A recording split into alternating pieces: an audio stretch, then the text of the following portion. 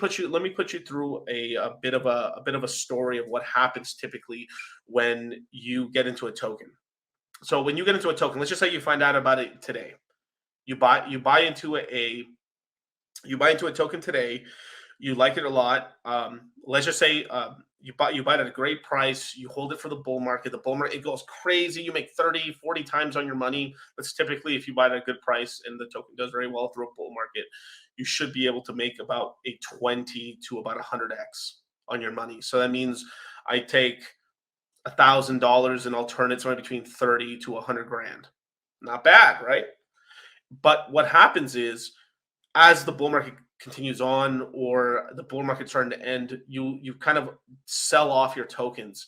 Typically, most people end up selling most of their tokens off, or they sell most of their tokens and they keep a small little bag and they kind of forget about it. But what ends up happening is, what the way humans work is through incentives. So what happens is, because you don't have much more of the tokens anymore, you kind of start caring less about it because you've already sold off the incentive for you to even care about the token because you sold it.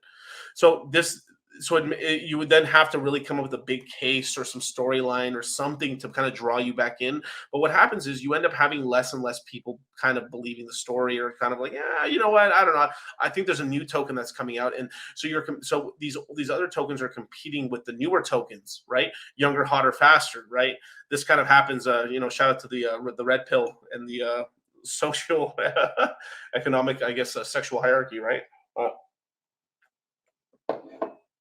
what tends to happen is there's always a new 18-year-old, right? There's always a new 21-year-old, and as your token ages, for the most part, like milk. It spoils like milk. So what happens is, you're hot this cycle and you're trash in the next cycle. And even if your token doesn't really do that bad, what happens is you end up having a lot of incumbents on it. So people who got in very early and took a ton of profits off of it, and then from there, aren't really buying back in as much as the last part. So these people on these token systems end up really being a detriment for the most part, because the incentives aren't really aligned anymore with them. They're more or less just trying to use new people in as like extra liquidity to get out of their positions, because their positions are really big. And I'm talking about the highest level of whales in systems. Now, versus that with something like Hex, because you have some of the average, the medium and stuff is 7.4, 7.3 years. That means you have guys that are staking out 11 years, 10 years on average, 15 years on average. Shout out to Kareem. So of course, Crypto Jedi. Yeah, there's always cream of the crops, but that's why they're the cream of the crops and stuff like that. That's not every day. It's not, but the same thing as well is the.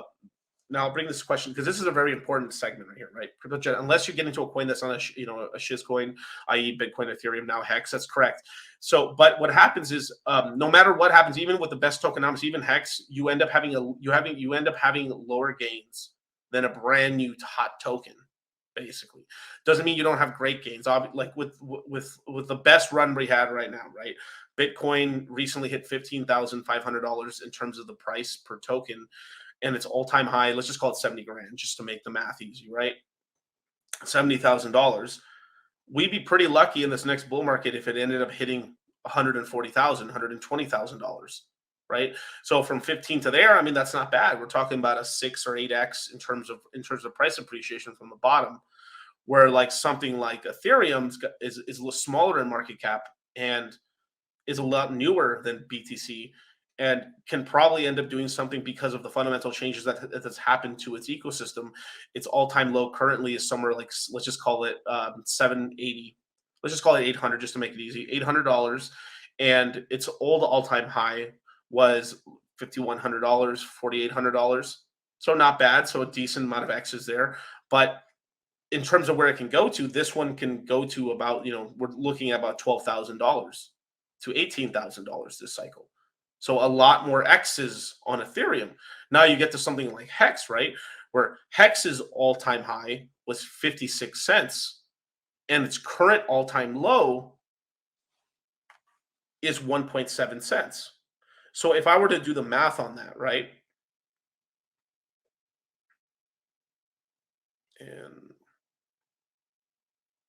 That would mean in order for it to get to back to all-time highs, we're talking about a 32x. That's already that is already put Hex in a certain category where it's already doing the average market returns, just getting back to its all-time high, not even going above that. Let's just say it only does a 2x above that. It goes from 56 to something like $1.20, $2.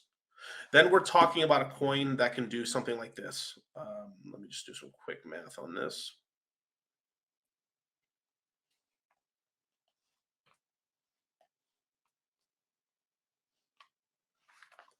Where you're looking at a coin, and we're looking at, if it, let's just say Hex got to $2 this cycle, we're looking at about 117x on your capital.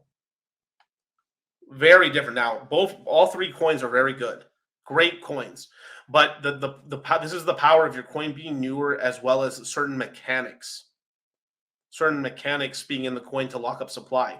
Now, there's really no mechanic to lock up your Bitcoin other than you forgetting about it, or you get divorced and your wife takes your keys and then she loses them, or or on Ethereum you stake your Ethereum and then they don't give you your Ethereum back. So every coin has these all these coins have these mechanisms, but you see sort of like a PEMDAS, right? You have the oldest token with the least amount of locking features. You have a new token that's getting new locking features, but it's a lot newer. And then you have the newest of these sort of tokens that has the most locking features and the most gains. It's pretty powerful. Now, you asked me, Miguel, why? So, okay, all right. You convinced me. All right, I want to stake some. Okay, you've convinced me, Miguel. I want to stake Hex. What do I do? Why should I stake my Hex? There's 171 of you, right now. Why should I stake my Hex? Why? Tell me. I want to know. Okay, here's the incentives. Because it's behavioral economics in a way. Humans work off incentives. It's either money, grass, shelter. It's basically one of the basic needs, basically that convinces humans for the most part. But it typically, if you end up really looking, once humans have covered their basic needs outside of water, food, and shelter, it's basically between money, resources, and women. Now, obviously this is on the resources side, but then the resources side help you get the other one. So there's like a funny joke that we say inside the Red Pill, where once guys get to a certain level, they're fundamentally working their whole life on two points their whole life. They're just flip-flopping between. They're in money mode and then they're in girl mode.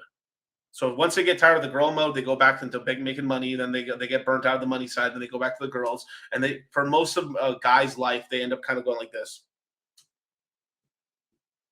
Now, some try to do both at the same time, but if you're at a really high level, you do highly concentrate on one, and then from there you burn out, or you decide to take a break and you go back to the other one. And then we've seen this across the board, through products and services that friends of our ex-friends and friends of ours have done. That's typically what ends up happening at the highest levels.